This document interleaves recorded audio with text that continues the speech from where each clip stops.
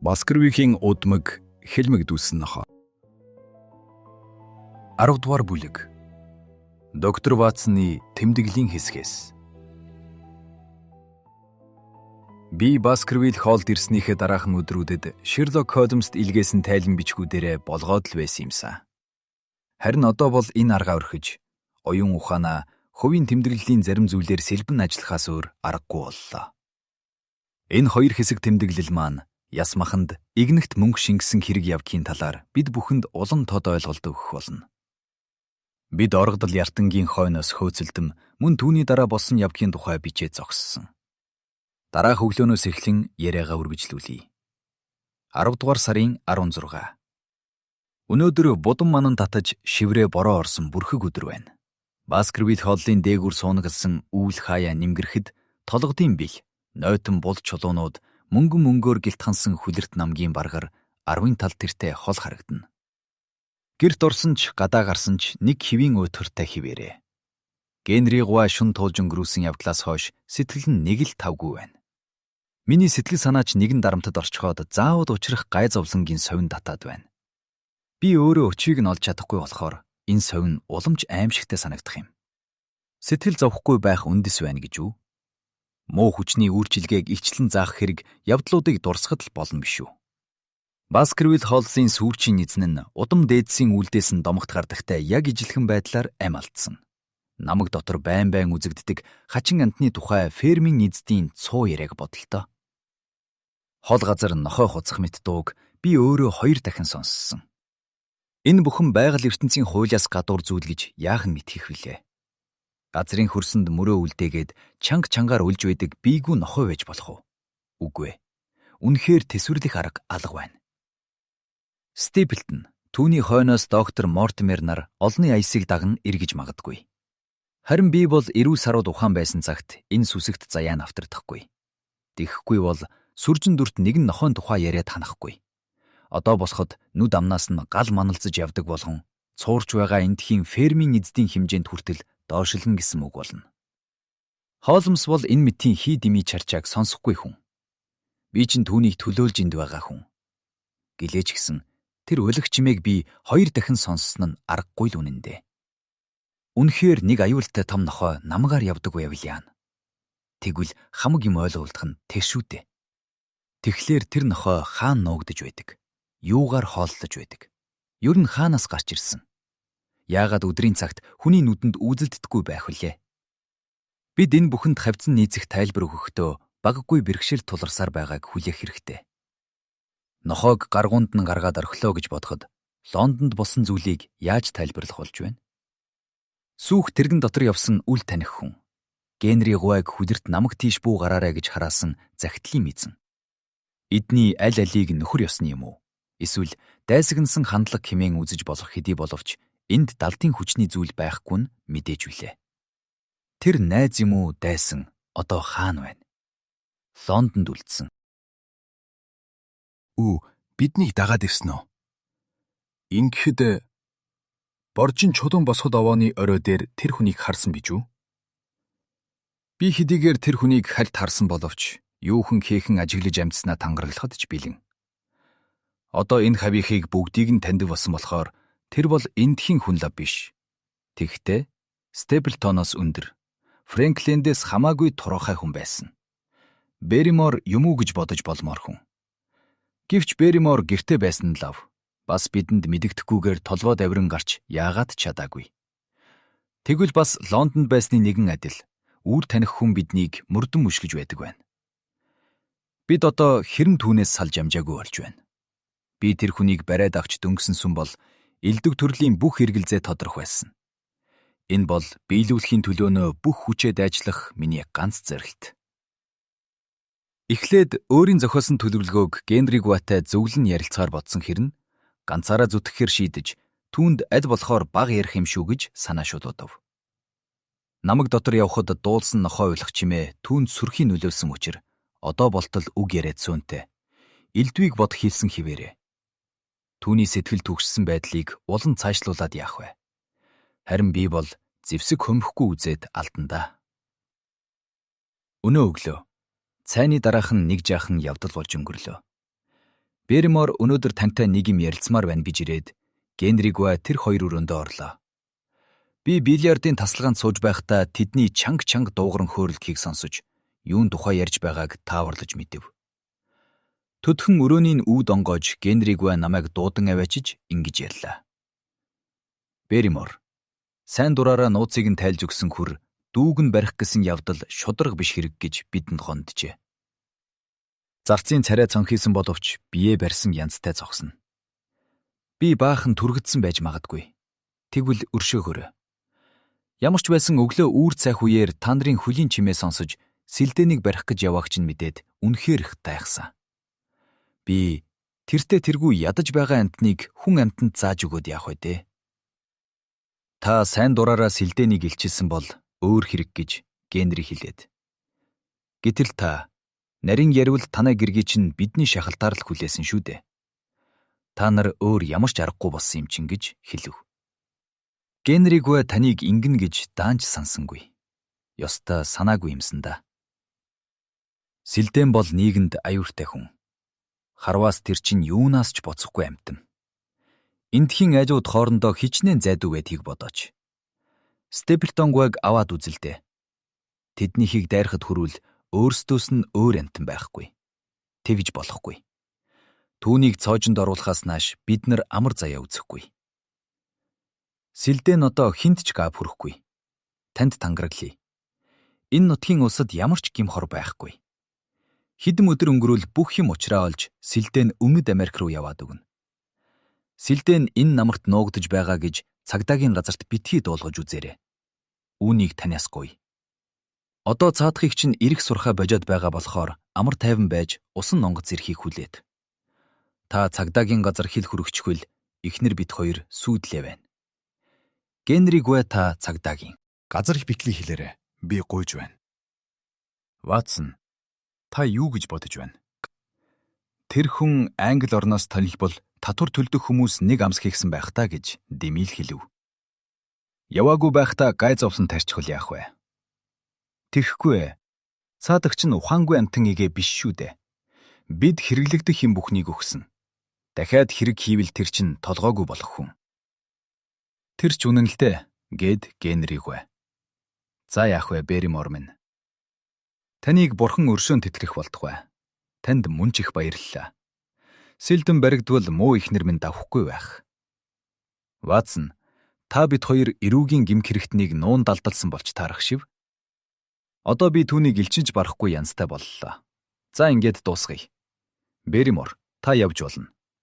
Зарц чижирхийсэн хоолоогоор баярлсан гялааснаа богтон мүглсээр үүд рүү явж байснаа босгон дээр очиод зог тусан зогсож зориг муутайхан хийсэн нь. Генригва, та мөн ч их сайн хүн да. Би танд талархлын тэмдэг болгож надаа мэдэх ганц зарим юм байна. Дими ч ингэж таг чимээгүй утсан болоо да. Гэхдээ энэ бол мөрдөн байцаалт дууссан хойно тодорсон юм шүү. Би энэ тухай нэг ч хүнд яриаггүй л дээ. Чарлз Гуайн бие барсан тухай хэлэх гэсэн юм. Генригва, бид хоёр заяатай лагл үсрээд боссонгүй. Түүний өгсөн үеийн нөхцөл байдлыг та мэдэж байгаа юм уу? Үгүй шүү. Тэгээд юу билээ? Тэр орой болсон хойно яагаад хаалганы дэргэд зогсож байсны учрыг би мэднэ. Нэг эмэгтэй хүнтэй уулзах байсан юм. Эмэгтэй хүнтэй уулзах байсан гинэ. Чарлз Гуай юу да? Тийм ээ. Хин гээч вэ тэгээд? Та бүхэнд нэрийг нь хэлж мэдэхгүй байна. Нэрийн эхний үсгүүд нь Эл яндаг. Берримор, та үнийг яаж мэдэв? Тэр өглөө танаа авг ахад нэг захиа ирсэн юм. Угаас тэр чинь ариун цагаан сэтгэлтэй нэр цуунд гарсан хүн болохоор том олон захидал ирдэг байсан. Хүн болгон л зовзон зүдгүүрээ түүнд л хэлдэг байсан. Харин тэр өглөө ганцхан захидал ирсэн учраас би тогтоож авсан юм. Дугтууны нүүрэн дээр эмэгтэй хүний гарын үсэг. Тэмдэг дээр нь Кумп Тресси гэж байна. Тэгээд манай эхнэр л сануулаагүй бол тэр захидлыг би мартах байсан. Чарлз Гуайг би барснаас хойш анх удаа одоогоос хэдэн 7 хоногийн өмнө манай эхнэр талигачийн тасалгааг цэвэрлэж байхдаа ханийн зуухны мухраас хуудас цаас олж л доо. Ихэнх нь шатсан боловч сүүлийн хэсэг бүтэн байсан. Гэхдээ бихний өнгө балартаж, цаас нь борлсон гэсэн ч үг гаргагдж байсан. Бодвол нэмж бичсэн зүйл байсан байх. Энэ бич бичсэн байлаа. Таныг джентльмений чинь хувьд энэ захидлыг шатаачаад оройн 10 цагт явган хаалганы дэргэд байхыг хичээнгүүлэн гуй. Эл. Та тэр тасархаага хадгалсан уу? Үгүй ээ. Тэгээд барьж байтал бутраад алга болсон. Тийм гарын үсэгтэй захидал Чарлз Гуай урд нь авч байсан уу? Ердөө анхаараагүй, мэдэхгүй байна.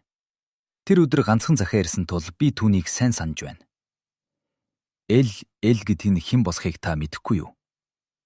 Юу ч мэдэхгүй юм. Тэр бүсгүйг ирж уулзвал Чарлз Гуайн бие барсан тухай зарим нарийн зүйлийг мэдэж болно гэж бодож байна. Берримор, та чинь яаж байгаа нь вэ? Ийм чухал зүйлийг одоо барт нууж дарагдуулж явна гэдэг чинь. Тэр ажил явдлын дараа бидэнд бөөн гай таарсан юм. Бас тэгээд эхнэр бид хоёр Чарлз Гуайд үнэн голоосоо хайртай, хайр ивэлийг нь ч мартаагүй уустаа. Тэгэхээр өнгөрсөн юмыг онглоод яах вэ гэсэн юм. Хөөрхий бурхан болоочд нэмэр болохгүй нэг. Тэгээд бас бүсгүй хүн орооцолцсон болохоор том болгоомжтой хандах хэрэгтэй байсан. Бүр хамгийн нэр хүндтэй ус ч гэсэн. Энэ зүйл түүний дурсгалыг талхидсан болно гэж юу? Тийм ээ.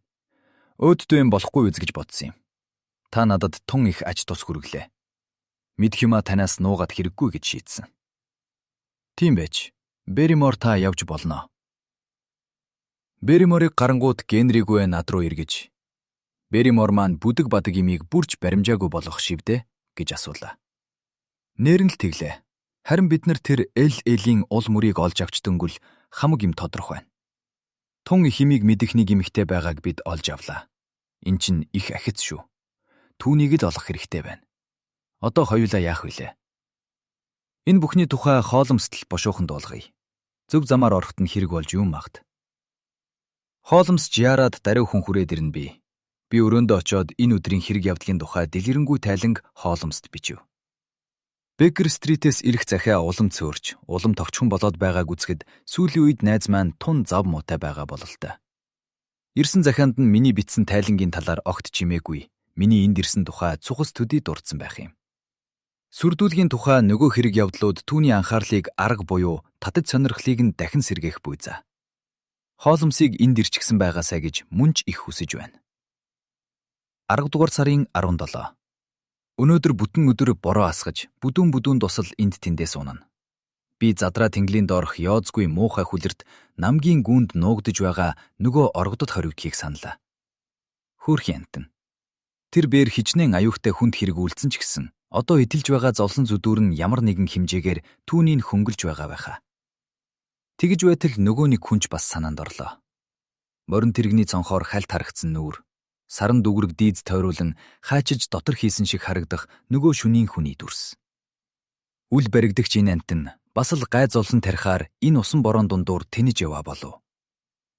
Би үдэш болоход ус нэвтэрдэггүй цуваа өмсөж аваад элдв аюуртай зүйлийг санаандаа зогоон бодсоор намгийн гүн тийш явлаа. Ширүүн бороо нүүр нүдгүй шавхуурдан догшин салхич ихнээ эсгэрнэ.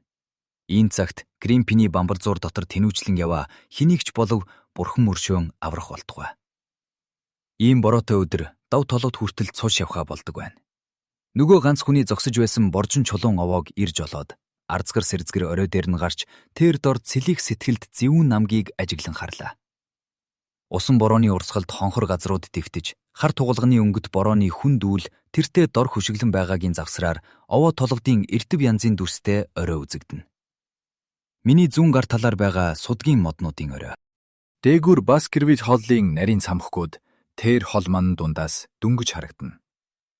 Овоо толгодын бэлд байх балар эртний хүмүүсийн овоохоо гис тоолол энэ нутагт хүн оршин суудгийг тэр хоёр цамхаг л гэрчлэх аж.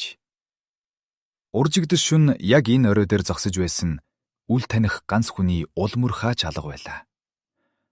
Намайг буцаж явхад Нойтон намгийн тэндээс морин тэргээр айсуу явсан доктор Мортимер гүйцэж ирлээ. Өнгөрсөн хугацаанд доктор Мортимер биднийг ихэд халамжлан өдөр бүр Баскервиль хоолд ирж хэрхэн амьдарч байгааг минь асууж сурч явдаг байр. Доктор намайг тэргэндээ суулгаж гэрт хүргэж өгнө гэв. Нөгөө Спанер нохоо намаг руу гүйж явчаад эргэж ирсэнгүй алга болсонд сэтгэл ихэд гонсойжээ.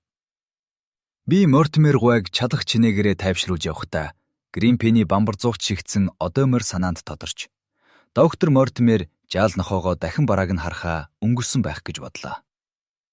Би докторын хамт замын донсолгоонд сэгсжүүлэн явах зураа. Та үздэг хийдэг тойргийнхоо хүмүүсийг бүгдийг нь таньна байхаа гэж асуув. Таньна л гэж бодож байна шүү. Тэгвэл та Эл гэсэн үсгээр ихэлсэн нэртэй эмэгтэй хүний нэр овгийг гүйцэд болон хэлж өгөөч. Доктор Мортимер хэсэг бодож байснаа. Мэдэхгүй юм болов. Гэхдээ фермүүдэд ажилдаг ажигчид цыган нарыг сайн мэдэхгүй байна. Харин фермийн эзэд жентри нарын дунд таарах хүн алга шиг бодогдох юм. Үгүй эз нараа. Лаура Лайнс гэж нэг хүүхэн бий шүү. Энэ мөн дөө. Гэхдээ тэр бол Кумб Тресид суудаг юм шүү дээ гэв. Тэр чинь юун хүнсэн билээ? Фрэнклендийн охин. Юу гинэ? Өнөө хитрээд үгний охин гэж үү? За тийм ээ. Энд зураг зурхаар ирсэн Лайнс гэдэг зурагчтай суусан юм. Цаадах нь өөдгөө амтан байж хаяад алга болсон юм. Гэхдээ хамаг бурууг тэр хүнд өгч болохгүй гэж ярилцаад дууссан. Зөвшөөрөл авалгүй нөхөрт гарлаа гэж эцэг нь охинтойгоо тангараг тасарсан гэдэг. Ганц тийм шалтгаан биш байж ч болох л доо. Ямар ч гэсэн хөгшин залуу хоёр нүгэл хураасан амтан хөөрхий бүсгүйг чадах хэрээрээ л зовоосон мөс та. Тэр хүүхэн яаж амзуудаг болж байна? Өвгөн Фрэнклендийн ажил хэрэг тун өөдгүй байгаа болохоор охиндоо ялимгүй жаал юм өгдөг байлгүй. Хүүхний үйлдсэн нүгэлд хилэнц ямар ч байлаа гэсэн уламл уруудуулаад байж болохгүй шүү дээ. Энэ явдал үүгээр цуу болон тарж, айл хөршийн улс нь түүний дотор нэр зааж хэлэхэд Степлтон Чарлз гой хоёр тус нэмэр болж, амжиргааны хідэн зоосоо үнэн шудар замаар олох боломж гаргаж өгсөн юм. Би ч бас нэмэр ханд угаруулсан. Би тэр хүүхнийг машины бичээж болгоод өгчхий гэж шийдсэн гих зэрэгээр ярив. Юунд үүнийг сонирхов гэж доктор Мортимер асуухад нь уул хэрэгт олон хүн оролцуулаад хэрэггүй үз гэж бодоод нарийн ширийн зүйлийг эс хөндөн там томхон хариулсан болоод өнгөрлөө.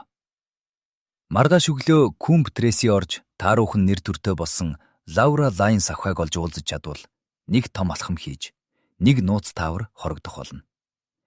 Энэ завсар таны үнэнч зарц чинь мэрэгэн цэцэн мавжин хүн болоод байгаа шүү. Доктор Мортимер арай хитрхи асууж шалгаагаад байхаар нь Фрэнклендийн гавс ямар төрөл хамаарах вэ гэд асуучихсан чинь замын үлдэх хэсэг Кранлогийн талын хээгцэд зориулагдж өнгөрөв. Олон жил Шерлок Холмстой хамт байсан минь талаар өнгөрсөнгүй. Бороо хур орсон энэ уруутай өдрийн тухай бичиж дуусгахын өмнө Берримортой ярилцсан нэг ярианы тухай дурдмаар байна. Энэ яриа бол чухал цагт надаа хэрэг болох зүйлийг өгсөн юм. Мортимер манад үлдэж үдийн хоолны дараа Генригва хоёул Экарто тоглох боллоо. Зарц, миний кофе цайг номын санд авч ирэхийг ашиглан хідэн зүйл асуухаар шийдэв. За Берримор, таны хөр дүү чинь юу гэж хийж байна да? Явж танилсан уу?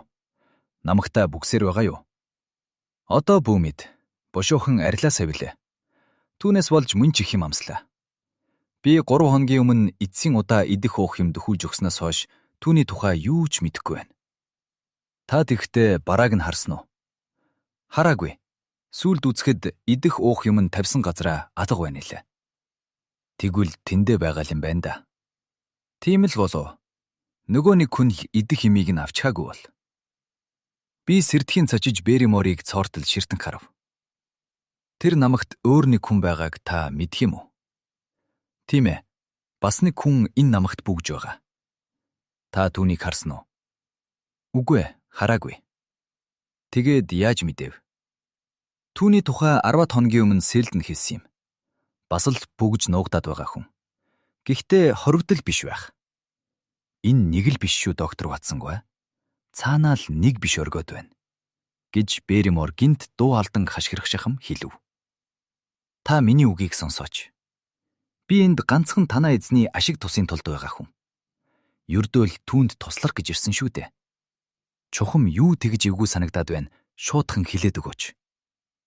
Берримор жаахан авирлсандаа харамсаа юм уу? Эсвэл сэтгэлийн нь зовоосон зүйлээ тодруулан хэлэх үг орохгүй байгаа юм уу хэсэг зуур тэмгэлзэн байснаа намаг талд байгаа бороонд норсон цонх руу зааж. Тэнд болж байгаа юм болгон сайнны ёр бишээ. Миний үгэнд та итгэгч. Тэнд нэг л хар хэрэг бэлдээд байна. Генригua эндээс бушуухан зайлж Лондон ороосэй гэдэг ганцхан бодол намайг эзэмдэж байна гэв. Ямар юм таныг ингэтэл айлах вэ? Чарлз гуйн бие барсныг бодооч те. Мөрдөн байцаагчийн дэмий яриа ердөө пад алга. Шүнийн цагт энэ намагт юу болж байдгийг чагнаад үзээрэй. Хичнээн шагнал амлалаач хийсэн нар шингэснээс хойш тийшээ зүглэх хүн олдохгүй. Бас хэн нэг хүнийг отож мөрдсөн өөр нэг хүнтэй болж. Ямар хүнийг отож байдаг бол? Энэ бүгд юу гэсэн үг вэ? Үгүй ээ. Баскервилл нэр зүүсэн улсад энэ явдал сайнаар төгсөхгүй нь магад. Генригуа шин зарцнаар ирж ажилдаа орвол бушуухан л эндээс холдох юмсан гэж их яарч байна. Тэр хүнийхээ тухай яриач та. Түүний тухай та юу мэдэж байна? Сэлдэн танд юу ярьсан бэ? Хаан ямар зоригтой нөөгдөж байгааг Сэлдэн мэдэж ахсан байна уу? Сэлдэн 2 удаа барааг нь харсан гинүлээ. Их болгоомжтой овжин хүн гинлээ. Сэлдэн анхандаа цагдаа гэж бодсон байж. Гэтэл шал өөр учиртай болохыг сав мэдсэн байна. Төрх байдлыг харуул джентльмен янзтай. Харин энд юу хийж байдгийг бүү мэдлэж ярьсан. Хаахан нөөгдөж Байдаг байна. Эрт бадар цагт хүм оргонож байсан чулуун сарагчууд байдгийг та мэднэ ах. Толгодын бэлд байдаг тэр овоохонуудад байдгийм гэж Сэлдэн хэлсэн. Юугаар хооллож байдгийг? Нэг жаалхуу ирж очиод байхыг Сэлдэн харсан байна лээ. Тэр хүүхэд л Күмб Тресигээс идэх уух юм энэ тэрийг зөөж залгуулдаг бололтой. За мэдлээ. Берримор хоёулаа дараа энэ талаар дахин ярилцъя. Би зарцыг гарснаас хойш цонхны дэргэд очиж тэнгэрийн ууданд хурдлан давхих үүс салхинд савчин байх моддыг нойтон цонхоор харлаа. Ийм өдөр гэрт байхад пух муутай байгаа юм чинь намар доторх чулуун сарвчинд ямар байгаа бол. Ийм цагт тийм газар бүгд суухыг бодоход мөнч сүрхий үзэн ядах бодолд нэвтэрсэн хүн юм да. Чухам ямар зүйл энэ хүнийг хатуу ширүүн сорилтод хүргэсэн бол. Миний сэтгэлийг шаналган зовоосон тэр зорилгын хамгийн чухал мөн чанар намгийн овоохонуудын нэгэнд нуугдсаар байна. Ганц өдрийн дотор энэ нууцад хүрч түүнийг тайлахын тулд хүний чадах бүх зүйлийг хийн гэдгээ андгаач байна. 11-р бүлэг. Боржин чулуун овоон дээрх хүн. Үүний урдах бүлэг болж орсон миний тэмдэглэлийн дэвтрийн зарим хэсгүүд нь бид бүхнийг 10-р сарын 18 буюу өөрөөр хэлбэл сэтгэлд багтамгүй эдгээр хэрэг явдлууд явн явсаар аимшигт задаргаандаа түргэн дөхөж ойртон ирсэн тэр өдөрт тулгаад орхисон билээ. Сүүлийн хэдэн өдрийн дотор болсон хэрэг явдлууд миний оюун санаанд нэвт шингэсэн тул тэдний тухай тэмдэглэл хэрэглэхгүйгээр ярьж чадах байна. Миний бие тэргүүн зэргийн чухал ач холбогдолтой 2 зүйлийн учрыг олсны дараах өдрөөс эхлэе. 1-дүгээрт Күмб Тресид нутагладаг Лавро Лайнс авхай Чарлз Баскервиллтэй түүний ам алдсан. Бас яг болцсон цагт нь шүү. Газар туулцгаар товлон захиа бичсэн нь өмнөтэй байв. 2-дүгээрт намагт нуугдж байгаа хүнийг толгодын бэлд байдаг чулуун овоохонуудад ирэх хэрэгтэй байв. Ир зэрэг авхайлт Самбалис тутвал энэ 2 нууцыг тайлахад юу ч саад болохгүй болов. Тэр орой доктор Мортимер Генригуа 2 хүзэр тогдож орой бортол суусан учраас Лайнсын тухай найзтай ярьж амжсангүй. Харин маргааш өглөө нь цай ууж суухдаа дуулж мэдсэн зүйлээ ярьж өгчхөөд хоёулаа Күмб Треси ороод ирье гэж хэлв. Генригуа анхандаа дуртай зөвшөөрсөн боловч элдв талаар эргэцүүлэн бодсны эцэст энэ аяллаа албан ёсны нам бүсүр хичнээн баг байх тутам ашиг өгөх нь дээр гэж хэлэгдсэн тохироод би ганцаараа явахаар боллоо. Ингээд би сэтгэл зовсон зүйлгүй Генригуаг гэртээ орхиод шинэ ирэлд мордлоо. Күмб Тресид ирээд Перкинсид морио бариулж орхиод надад байцаагдах ёстой өнөөх бүсгүйн тухай зарим зүйлийг лавлан асуулаа. Тэднийх тосгоны төг дунд байдаг учраас гэрийг нь олох гэж зүдэрсэнгүй. Хаалга нээж өгсөн зарц бүсгүй энэ төр химэн ёсрохсонгүй.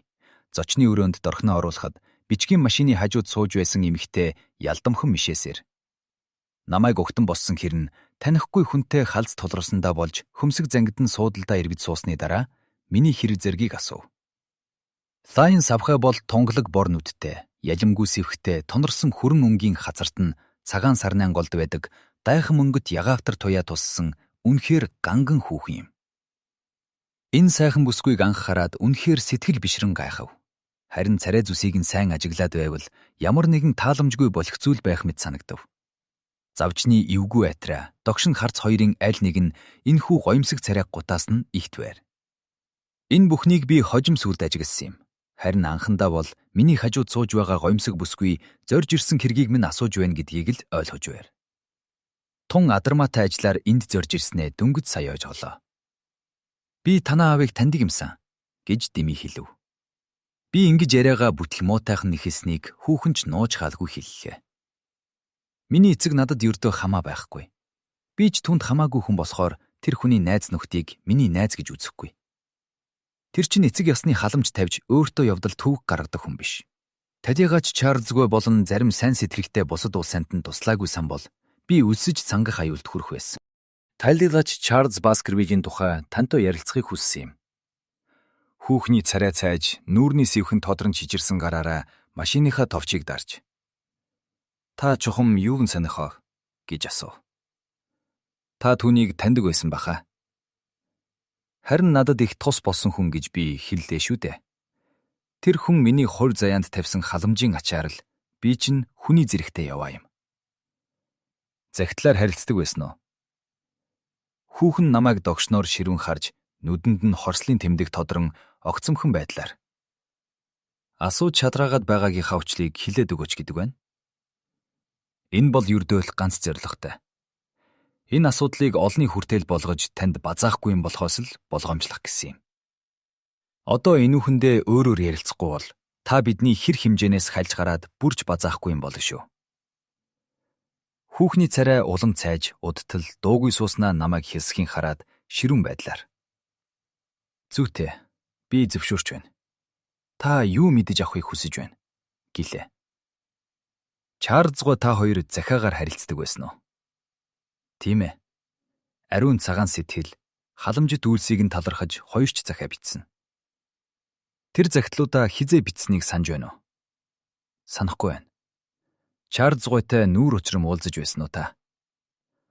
Комп Тресид ирэх үеэр нь хэдэн удаа уулзсан. Чарльзгүй бол хийсэн сайн үйлсээ олонд гайхуулж сүр бадруулдаггүй тийм даруй хүн юм да. Хаяа захиагаар харилцаж ганц нэгхэн уулздаг байсан мөртөө Чарльзгүй таны ажил үйлсийг их сайн мэддэг.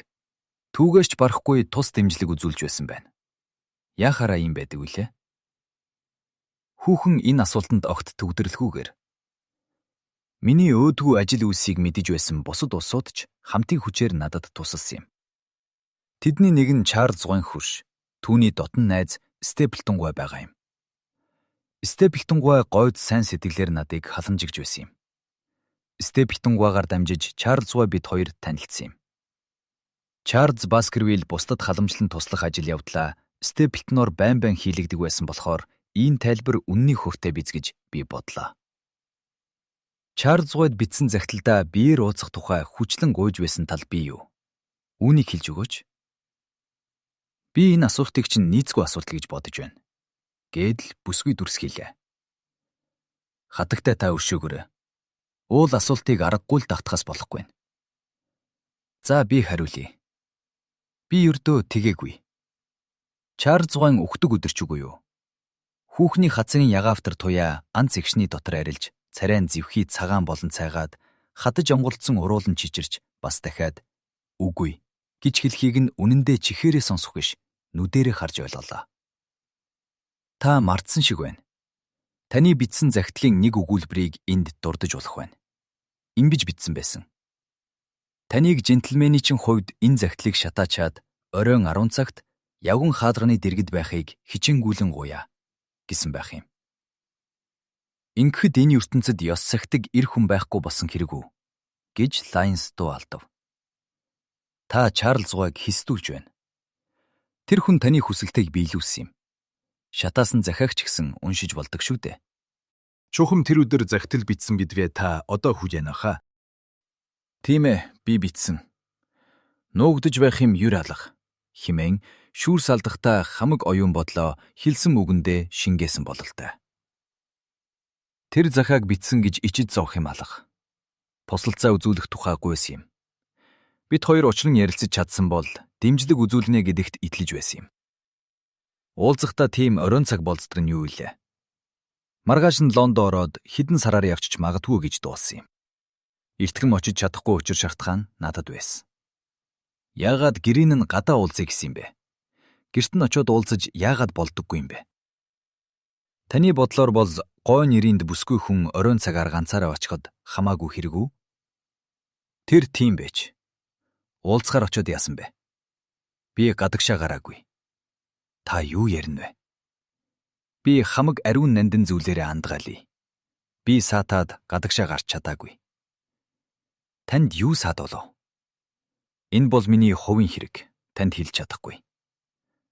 Та чинь Чарлз Вайн өгсөн газарт мөн яг өгсөн цагт нь уулзъя гэж хэд өөрөө очоогүй юм шивдэ. Энэ бол үнний дээд үнэн зүйл. Би цаашдаа элдвээр оролцсон боловч ашиг болсонгүй. Хүүхэн яг хэлснээрээ зүтгээд байла. Ямар ч үр ашиггүй урт байцаартаа дуусгаж ин хэлв. Лайн савха, та цэвэр үннийг ярих хүсэлгүй байгаагаараа маш өндөр хариуцлагыг өөртөө хүлээх нь. Та сүрхийн энзэг байдагт байгаа хүн. Хэрв би цагдаагийн газарт дуулгаж орхивол таны нэр алдар айхавтар сэвтхийг аяндаа үзэх болно. Та огтхонч буруугүй байж болох юм. Тэгвэл анхнаасаа аваад Чарлз Вайн өгсөн өдөр захидал явуулаагүй гэж мэлцэх хэрэг юу байваа? Миний үгийг гуйуулсан дүгнэлт хийж айгүй явдарт хотгох болов гэж имээсэн юм. Захидлыг устгаарай гэж Чарлз Вайд хүчлэн гуйд тэний үйлээ. Та уншиж үзсэн юм чинь үүний учрыг ойлгомоор доо. Захидлыг бүгдийг нь уншсан гэж би хэлээгүй. Та бүхэл өгүүлбэр цээжээрээ хэлж унш шүү дээ. Зөвхөн төгсрөлийн нэмэлт хэсэг шүү. Тэр захидлыг шатаасан учраас бүгдийг нь уншиж чадаагүй. Би асуусан зүйлээ дахин асуухыг хүсэж байна. Захидлаа устгаарай гэж Чарлз Вайд хүчлэн гуйдаг нь юу вэ? Энэ бол ганц надад хамаатай юм. Тийм байх тутмаа та олонний өмнө мөрдөөдөхөөс болгоомжлох хэрэгтэй дээ. За би танд бүгдийг нь ярив. Та миний гашуун хувь тавилангийн тухай сонссон бол би бүтэл муутайхан айдгэр босныг харамсах үндэс байгааг мэдэж байгаах. Тийм ээ. Баг сагааян дуулсан. Одоо миний үзэн яддаг болсон нөхөр маань тэр цагаас хойш зууралдаад салхаа байсан юм. Хойх түүний талд байгаа болохоор хүчээр хамт амьдрахад хүрэх аюул өдөр болгон тулгараад байлаа. Мөнгөж байвал бүрэн чөлөөтэй хүн болж болох нь гэдгийг Чарлз Вайд захидлыг бичхийн өмнөх нь дуулгасан. Эрх чөлөө бол санаа сэтгэл төвшин болох, аз жаргалтай өөрийгөө хүнждэг болох энэ бүхнийг надаа өгөх байсан юм.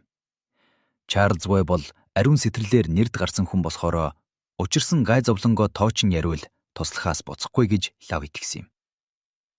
Тэгвэл болдсон уулзалтаа яагаад очоогүй юм? Тэр хооронд өөр улс надад тусалсан юм. Тэгвэл дахин захидал бичиж очиж чадахгүй. Болсноо дуулгадаг байгаа. Түүний өгсөн тухай маргааш өглөө нь сонноос олж уншаагүйсэн бол яг л тех байсан да.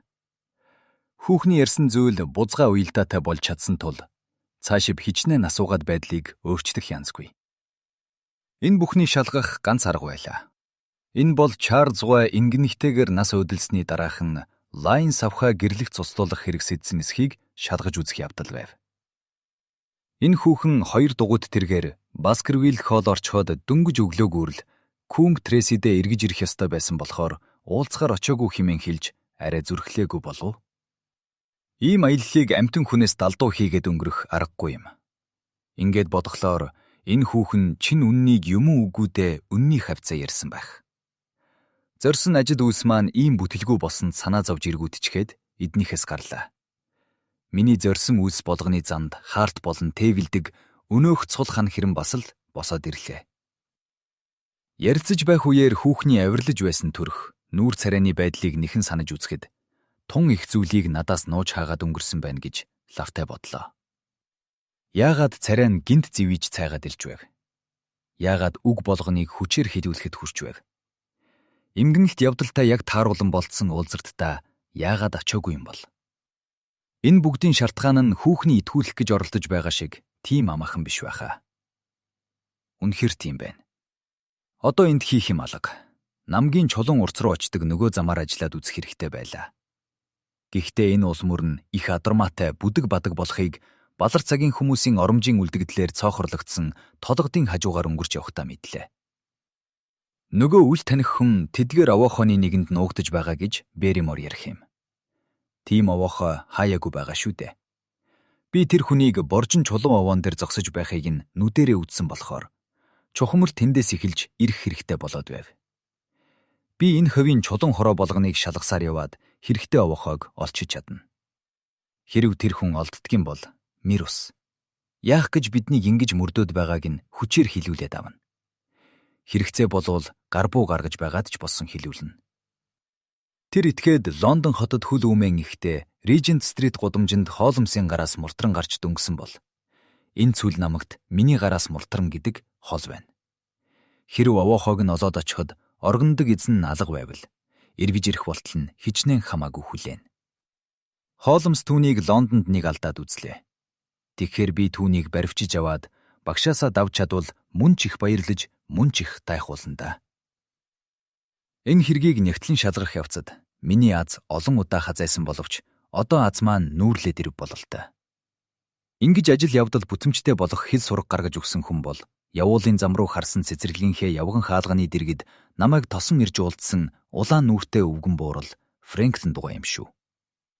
Фрэнклинд түүнд байшгүй ер бишийн найрсаг янзаар дуу тавин. Амархан сайн байна уу, Ватсон доктор? Морь малаа амрааж манахаар ороод надтай хамт ганц 2 аяг дар суугаад гараач гэж байна. Фрэнклин дугуй төрсөн охиндоо яаж авирлсныг дууснаас хойш түүнийг хүндэлж сүд болох найрсаг бодол надад байгаагүй болгоч. Перкинсийг л гэрлүүгээ явуулчих юмсан гэж ядаж явсан болохоор аятай далим гарлаа. Би сүүх тэрэгнээс буухдаа үдийн хоолн дээр очно гэж Генриг бод дамжуулаарэ гэж хэлчихэд Фрэнклинд гуйг даган хоол цайны өрөөнд нь очивол өвгөн баяр хөөр болон тажигнатал инээд алдаж. Өнөөдөр надаа их баяр ёслолын өдөр болоод байна. Би шүүхэтсэн 2 заргаа авчихлаа. Одоо эндхийн улсууд хууль гэдэг хичнээн хүчтэй байдаг. Бас түүний хүчит лантууг тэрсүүд амьтдын толгой дээр буулгахаас айдаггүй зоригтой хүн гэж намайг ойлгоно да. Өвгөн Мидлтоны цэцэрлэг дундуур тэдний үүднээс дөнгөж 100 гатхан алхам газраар ёстой дураараа зорчиж байх эрх олоод авсан да. Та үүнийг юу гэж санана? Тэр эрхт нь дарагтан новшнуудыг цаашдаач сургаад номготгоод өгнө гайгүй. Овгийн эрхийг дур зоргоороо дайрлаж байж огт болдоггүй юм гэдгийг ойлгож авг. Бас түүнээс гадна эндхийн улсууд ой модон дотор очиж наргиж цэнгэж байдгийг нь хориглуулад авсан. Энэ муусай новшнууд чинь хувийн өмчин эрх үгүй болсон юм шиг авиралд болоод байгаа юм. Тэдний бодлоор бол дуртай газраа архины лонх, хогийн цаас хаялж явхад хамаагүйгэн шүү. 2 зарга маань ингэж дууслаа. 2 зарга хоёулыг нь би авчихлаа. Ватсон доктор. Манай хувийн газар дээр ирж молтогчин туулаа хулгайлан агнасны төлөө Джон Морлендийг хариуцлага татуулснаас хойш ийм баяртай сайхан өдөр тааралдаагүй мөнч уджээ. Та үүнийг яасхийгэд бодохчихсан хэрэг вэ? Та шүүх заазын архиас үзээрэй. Зарцуулсан цагаа харамсахгүй нь магад байх. Фрэнклинд Морлендийн эсрэг гэсэн хэрэг байгаа шүү.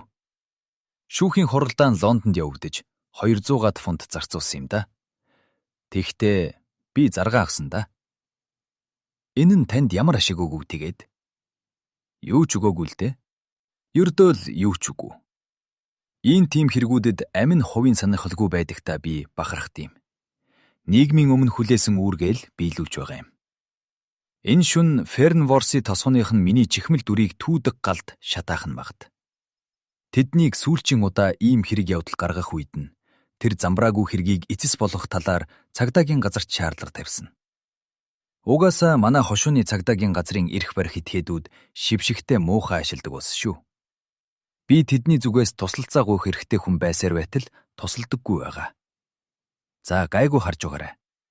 Цагдаагийн газрын эсрэг Фрэнклиндийн сэтсэн хэрэг бүх нийтийн анхаарлыг татах тийм цаг ирнэ. Явуулж байгаа шившигт хандлагын талаар харамсах цаг ирнэ гэдгийг орон нутгийн эрх барих байгууллагуудад би анхааруулж байсан. Ингэж хэлж байсан маань биеллээ.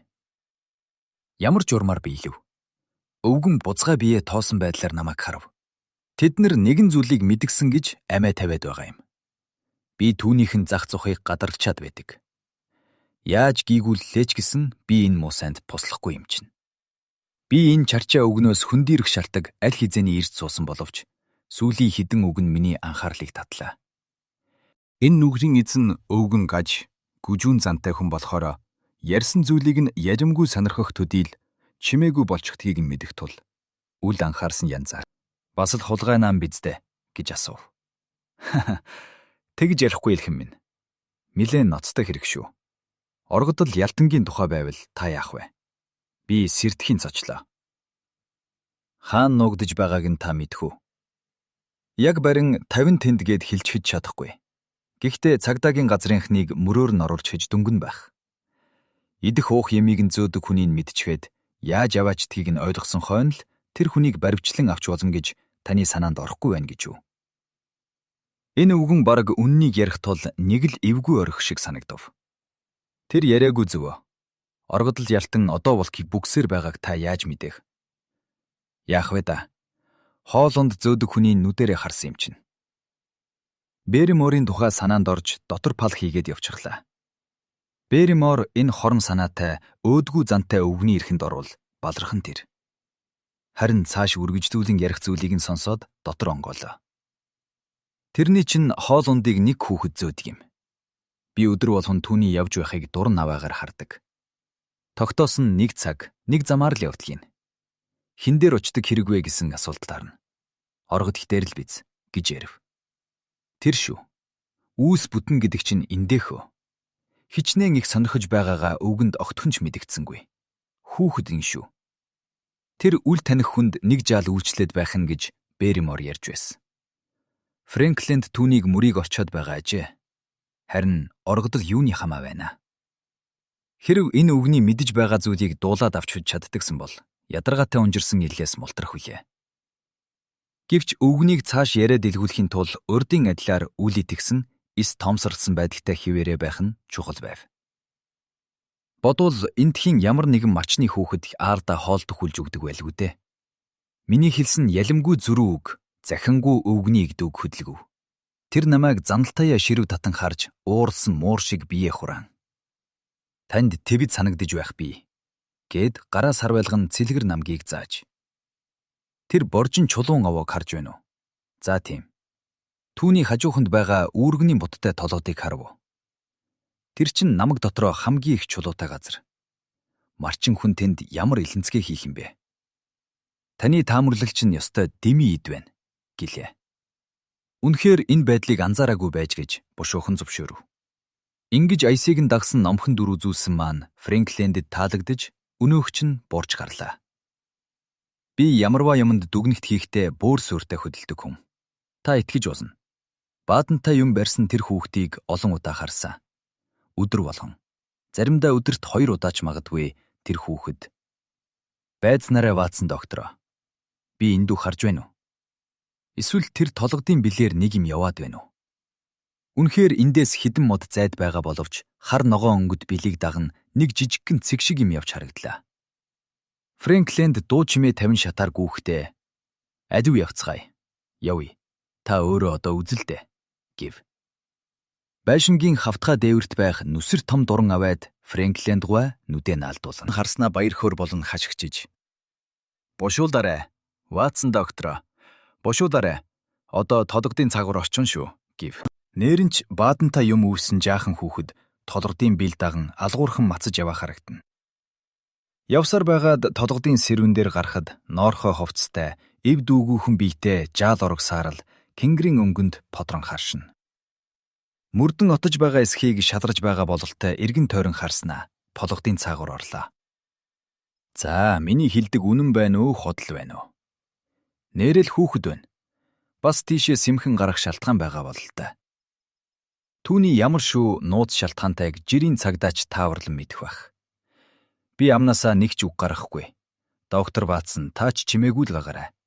Ганц ч үг хэлж болохгүй шүү. Мэдээвз? Таны аясыг дагъя да. Энэ муусай юмнууд үнэхээр игдүүтэйгээр намайг үл тоомсралдаг ус байгаа юм. Цагдаагийн газрын эсрэг Фрэнклиндийн сэдсэн хэргийн учир явдал далан бүрчирхайг нь уудлаад өгөхлөөр орон даяар игдүүцсэн дургүйцлийн долбоон давлгаалах болно. Намайг туслах болов гэж хичнээн гордоод тэд юм олохгүй. Тэр новшнууд миний чихмлийн оронд намайг шатаахаар шийдэхэд энэ цагдаагийнх нь зүгээр л байх ус. Юу вэ?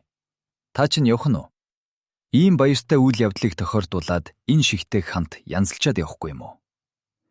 Би түүний элдв ятгалагд орсонгүй. Үдэж гаргана гихтэн ч хэрэггүй гэж синхруулн гэрт нь ороход гарлаа. Би өвгний нүдэнд ил харагдах газар явхдаа замаа дагаж явж байгаад бараа нь нөгөө хүүхдийн далд орсон хаттай толгой руу эргэлээ. Юм болгон маш бүтэмжтэй сайн болж байсан тул хувь тавилангаар заяагдсан энэ азтай учрлыг ашиглаж чадахгүй өнгөрдөг бол үүний буруу нь миний ирч зүтгэлгүнх биш. Өөр хэм байх үз хэмээн дотроо андгаалж явлаа.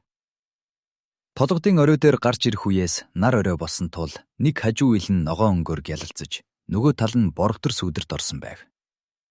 Нилээд алсад тэр доогуур суунаглах манамцсан утаан дундаас үнгэн овооны хажирхалтай дүрс тодрон харагдах бөгөөд эргэн тойронд анир чимээгүй нам гүмэж. Цахлаа юм уу? Эсвэл хурган дутгалжин ч юм уу нэгэн саарл шуу хөх тэнгэрт илэн халин яваа харагдана. Асар уудам, огторгуй зэлийсэн өргөн намаг хоёрын хооронд байгаа амьд амтан гэвэл бид хоёр л байлаа. Өсгөлэн хоосон намаг, хүн амтангүй ил хөл байдал, тайлагдаагүй нууц. Миний зорьсон онц чухал хэрэг энэ бүгдийг бодоход дотор хүүтэн орих мэт болж байв. Нөгөө хүүхдийн бараач алга. Миний зогсож байгаагийн тэрүүхэн доод хажууд эртний хүмүүсийн чулуун уртснууд тойрон байргасны дунд хэсэгт Тэнгэрийн муухайд толгой хорогдож болмоор бүтэн дээвэртэй нэг сарвч байна. Би үүнийг үзээд дотор хачин болох шиг боллоо. Өнөөх чинь энэ нүхэн дотор бүүж байгаа да. Энэ хорогдох байрын босхоор хөл тавихад нөгөө хүн миний гарт орхон тэр гэж бодов. Яг л Степлтон шүүрэм ховоогоо далайчаад ирвэхээ рүү явж байгаа юм шиг гитсээр өнөөх урц руу тулж ирлээ. Хажууд нь ирээд ханд гаргасан орж гардаг цоорхоо руу чулуун дундуур үл мэдгхэн харгуу гарсан байхыг үзвэл хүн суудаг. Идэрхий болж сэтрэл ханлаа. Тэр урц дотроос гарах анир чимээ алга. Үл мэдэх өнөө хүн нэг бол энэ дотор бүгээд сууж байгаа. Эсвэл намаг дундуур тэнэж яваа байх. Одоо болох гэж байгаа уулзалтын өмнө сэтрэл хөдөлж байгаа гэдэг жигтэйхэн. Татаж явсан янжуура шидчихэд гар бууга атгаж аваад өөдрүүн бушуухан очиж урцны доторхыг шагаан харсан чинь хов хоосон байна. Гэвч миний совин эндүүрсэнгүй. Үнэхээр хүн суудаг бололтой.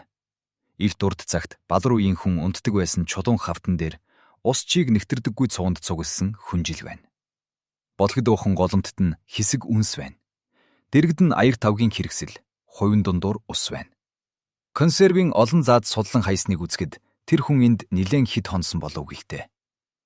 Харанхуйд нүд дассны дараа тэр буланд төмөр аяг, задлсан виски архи байхыг олж харлаа. Урцны голд ширээний оронд хэргэлдэг бололтой чулуун дээр нэг баадантай юм байна. Бодвол дуран аваагаар харж байхад нөгөө хүүхдийн үүрч явсан юм байх. Тэр дотор талах, хоёр лааз, консерв байгаагийн нэг нь удаж болгосон хил, нөгөө нь чихэрлэг шүүсэнд хийсэн тоор жимс байна. Би энэ бүхнийг үзэж дуусаад буцааж байранд нь тавих гэтэл юм битсэн хуудас цаас чулуун дээр байхыг үзээд сэрдэхийн цочлоо шүү.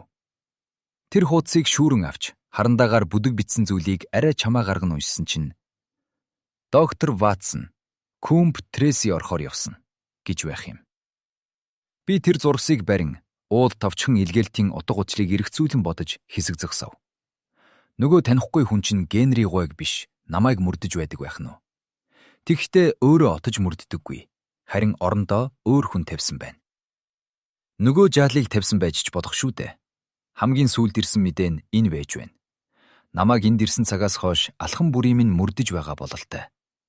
Нүдэнд үл үзэгдэх элдв янзын хүч үйлчилж биднийг тойруулан маш болгоомжтой бөгөөд чадмаг гэдэг нь аргагүй нарийн торон хашилт татсан нь хамгийнэгзэгтэй үед ялимгүй шүргэгтүүдийн мэдгцээр байна гэсэн бодол өнгөрсөн хугацаанд санаанаас гарахгүй байсан юм. Ганцхан энэ зурсаар зогсоогүй нь магад биз? Ур зовоохын доторхыг эргүүлж тойруулан харсан боловч юу ч олсонгүй. Ийм хачин сууд сонгон авсан хүний тухай, түүний санаа зорилгын тухай элдэм зүйлийг тодруулан үзэж болох улмөрч олсонгүй. Ажиглаж үзэхэд тэр хүн их төвчээртэй, гүжирмэг хүн учраас тохилж тухсан суухыг их юмд боддоггүй бололтой.